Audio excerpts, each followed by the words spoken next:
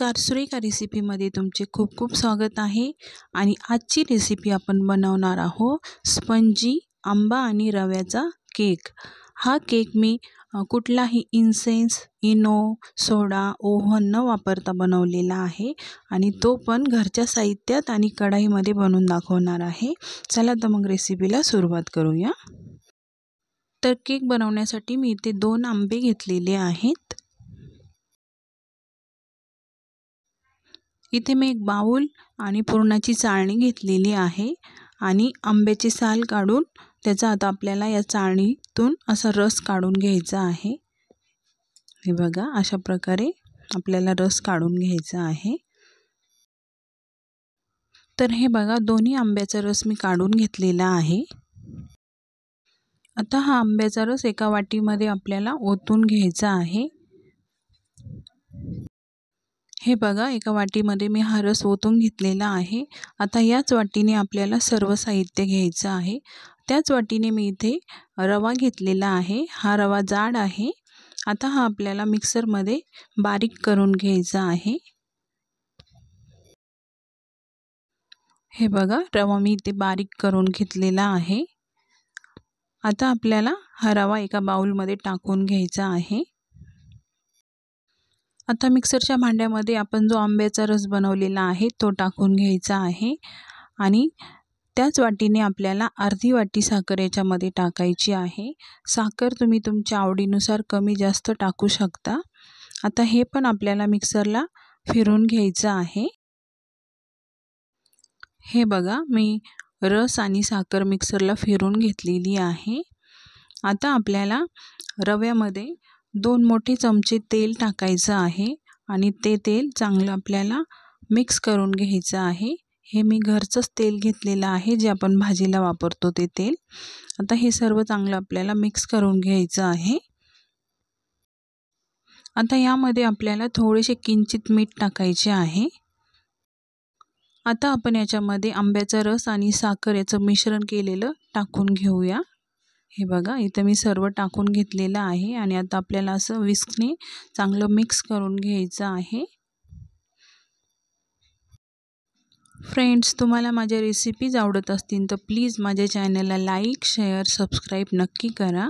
सोबतच बेल आयकॉनला क्लिक करा, म्हणजे माझ्या नवीन रेसिपी तुम्हाला बघायला मिळतील।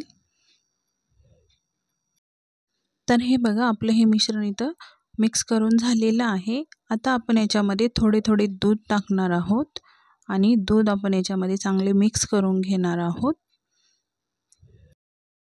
तर हे बघा, मी मिक्स केलेलं आहे। अजूनही हे मिश्रण घट्ट आहे।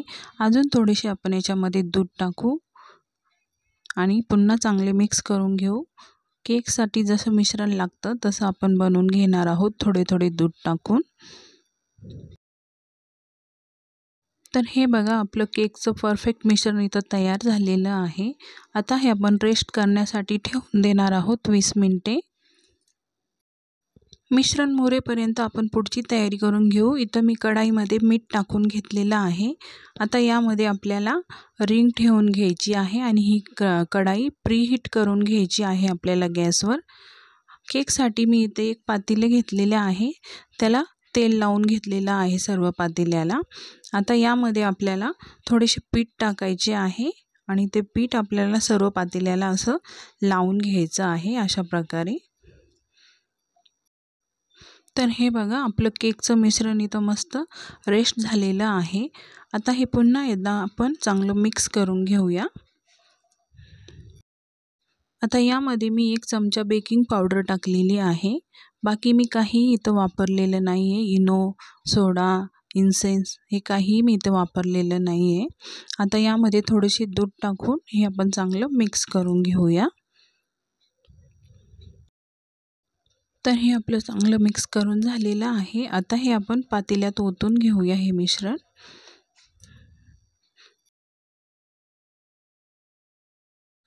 आता थोडंसं असं टॅप करून घेऊया आणि इथे मी ड्रायफ्रूट घेतलेला आहे, काजूचे तुकडे करून घेतलेला आहे। तुम्ही हवं ते ड्रायफ्रूट याच्यामध्ये टाकू शकतात। आता हे मी याच्यावर असे टाकून घेणार आहे। आता हे आपल्याला 40 मिनिटं मीडियम फ्लेमवर बेक करून घ्यायचं आहे। 40 मिनिटे झालेली आहेत. आपण चेक करूया आपला केक तयार झालेला आहे की नाही. मी तुम्हाला सुरीने चेक करून दाखवते. हे बघा, सुरीला इथे काहीही लागलेलं नाही आहे, म्हणजे आपला केक तयार झालेला आहे. आता हा मी केक थंड करून घेतलेला आहे. आता आपण हा केक याच्यामधून काढून घेऊया. आधी याच्या कडा आपण सोडून घेऊया. आता हा केक आपण एका प्लेटमध्ये काढून घेऊया.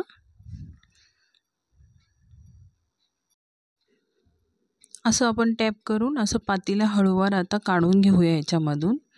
हे बघा, आपला किती सुंदर केक तयार झालेला आहे. कढाईमध्ये किती छान झालेला आहे, मी तुम्हाला दाखवते. किती स्पंजी झालेला आहे हे बघा. कलर पण खूप छान आलेला आहे आपल्या केकला. आता मी एक पीस तुम्हाला कापून दाखवते. हे बघा, किती मस्त आपला केक फुगलेला आहे. तर फ्रेंड्स, आंब्याचा सीझन आहे, तोपर्यंत हा केक एकदा नक्की बनवा आणि तुमचा केक कसा झाला हे मला कमेंटमध्ये नक्की सांगा.